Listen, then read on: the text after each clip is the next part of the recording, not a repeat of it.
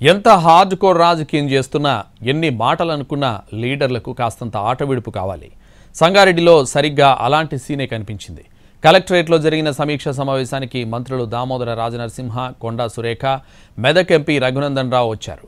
అదే సమయంలో రఘునందన్ రావుకు ఒక కండువా ఇచ్చి వేసుకోవాలని కోరారు దామోదర రాజనరసింహ.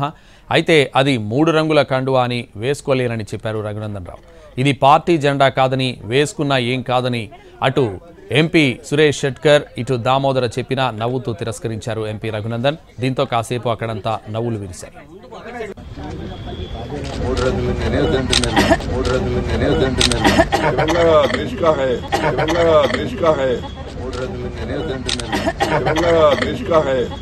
జిల్లా మంత్రి వెనుకబడ్డ జిల్లా మంత్రి గారు ఏం చెప్తారు? జిల్లా మంత్రి వెనుకబడ్డ జిల్లా మంత్రి గారు ఏం చెప్తారు?